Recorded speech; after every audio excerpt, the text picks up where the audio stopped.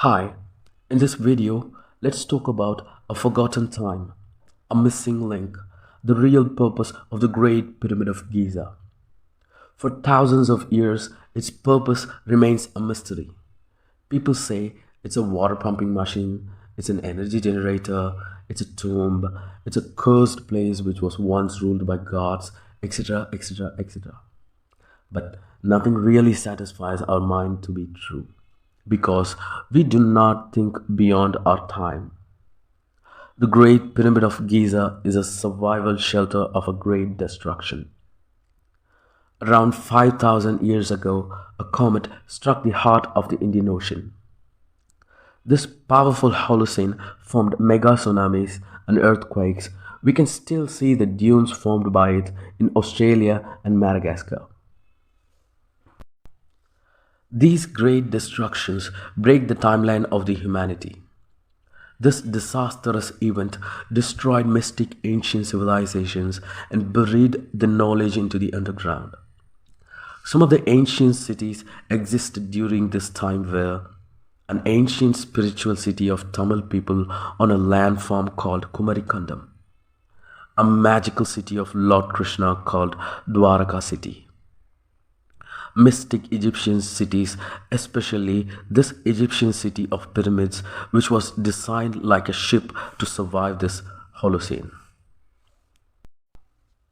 So, the comet impact formed a crater of 29 kilometers in diameter at the depth of 12,500 feet under the ocean. This is a powerful strike. This crater was formed around 3000 to 2800 BCE.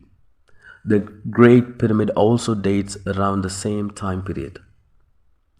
This impact is the reason for the deviation of north of the pyramid to the true north of the earth at an angle of 1/15th of 1 degree. Yes, old Egyptian civilization built this underground city for people with the king inside the Great Pyramid on the top. First, they predicted the comet strike. Fortunately, they were at the center of the Earth's surface map, safe from the seas. Fertile, beautiful Nile River by the side was another gift. There could be no other perfect place to build a survival shelter and observe the beauty of the cosmos in action. A limestone block base firm into the sands and heavy stones on top to form a house for the master of the master plan, the king. The day before the comet strike, people settled in the underground chambers all around this area. The king, with his people around 20 who were physically and mentally strong, entered the Great Pyramid through a swivel door and shut it close, seeing the sky for the last time. The entrance led to a long descending passage. They crawled and moved through this narrow passage using wood and rope ladder. The passage was smooth and shiny. The strong, shiny, reflecting granite stones helped the light of the fire torch to reach all over inside the dark passage. Halfway through the descending passage, they reached the ascending passage. Right now, it is blocked by 3 plug stones. But these plug stones belonged to the grand gallery here. Climbing up into the ascending chamber, they reached the grand gallery. At the entrance, there was a large stone door with swivel mechanism. This door was supported by wood in these slots on the sides of the passage that this door protects. This door was operated by pulling the bottom of the door with rope from inside the queen's chamber. This horizontal passage under the grand gallery ends up into the queen's chamber. They slept here. The roof of this chamber looks like a roof of a house, to feel safe as home during these tough times. This structure in the queen's chamber was an attempt to build another chamber. This step shape is to avoid collapsing, just like the shape of the Grand Gallery. The comet hit the Indian Ocean. Seas shook. The great destruction began. People slept peacefully in their shelters. The only thing that could affect them was the cosmic particles that entered the atmosphere. Scientists confirmed an unidentified chamber with cosmic particles called muons trapped in it. The quantum level changes that disturbed their mind was the biggest challenge, since it could alter the mind and thoughts.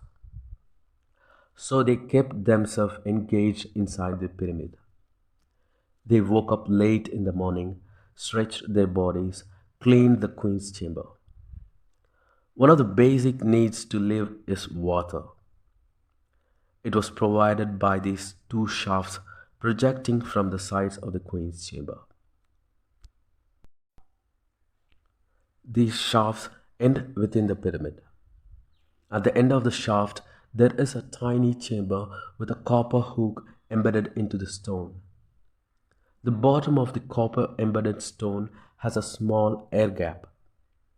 The compressed air inside the tiny chamber was cooled by stones around it, and the cool air in contact with copper metal precipitated into droplets of water.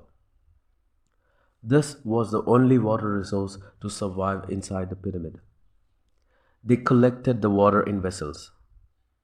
After that, they crawled through the narrow passages, reached the recesses at the bottom of the pyramid. Common activities were carried out in groups. Navigating through these passages keeps them fit. This recess is a waiting room. This subterranean chamber was the lavatory. The entire chamber was cut out of a limestone block, since limestone absorbs water to keep the lavatory dry and also kills harmful microorganisms. There is no clear picture of this chamber because it was completely destroyed. This must be the original structure. Left side was for urination, right side was for shower and clothes cleaning. The pit at the top was the toilet. Human feces was collected in papyrus baskets and stored in the long shaft beside the pit. They must have used chemicals to keep the lavatory clean. Cleanliness was given first priority to feel free from frustrations. After men and women separately cleaned their bodies, they went back to the Grand Gallery. The Grand Gallery and the antechamber together was a door mechanism. Stones in the Grand Gallery were tied to the stones in the antechamber, which acts as a door to the king's chamber. Door stones of the antechamber and sliding stones of the Grand Gallery were more or less equal in weight. Due to vertically hanging, doors weigh more, hence it closes when the Grand Gallery stones are free to slide up. A block of wood holds the sliding stones. The wooden blocks are fitted into the small gaps on the side to avoid tension and breaking of ropes when the door was at rest. To open the door, a small weight was added to the Grand Gallery stones and set free to move down and held again by wooden block to keep it open. Wooden blocks in the slots and grease on the ropes helps in smooth movement and holding the stones in position. After opening the door, they entered the king's chamber. This chamber was an air regulation chamber. The shaft projects from its sides to the outer surface of the Great Pyramid. The southern shaft was an inhaler. The lower end was wider than the upper end. When air pressure drops inside the pyramid, southern shaft sucks in air. The narrow outer end of the shaft sucks air from the atmosphere like a suction pipe. The northern shaft was used for exhaling. This shaft is uniform throughout its length. The excess air in the pyramid will be pushed out through this. It's like a giant breathing machine. They also cooked here when the doors of the antechamber were closed and northern shaft acts like a chimney. All the necessary things were stored in the grand gallery over this shelter above the sliding stones. Only basic needs such as food, vessels, chemicals, grease, firewood, clothes, robes, etc. This protective structure over the king's chamber is a proof that the chambers will never collapse at any cost during the Holocene. After they cooked in the morning, they prayed to gods and thanked him for another day and ate just for hunger. Rest of the day, they spent time in arts and discussion of history and stars and their future into the new beginning. Side by side, filling the vessels in the lavatory with water and maintaining door mechanisms and cleaning the pyramid to keep them warm and safe. They slept early and took long naps. This is how they managed to live inside the pyramid until the new beginning. After they survived, when the king died, they mummified him in the sarcophagus in the king's chamber. The ropes between the antechamber doors and the grand gallery stones were cut to seal the chambers completely. Antechamber doors were locked. Grand gallery stones were lowered slowly into the ascending passage and rested at the bottom as a closed plug. Now, the only way out is through the grotto that connects Grand Gallery to the descending passage. This passage was an emergency exit in case of any accident by the Grand Gallery stones that could trap them inside forever. And also, there is a small grotto in this passage where they grew few pigs like 3 or 4. Pork was their favorite meat a little happiness and also a pet for diversion during the chaos.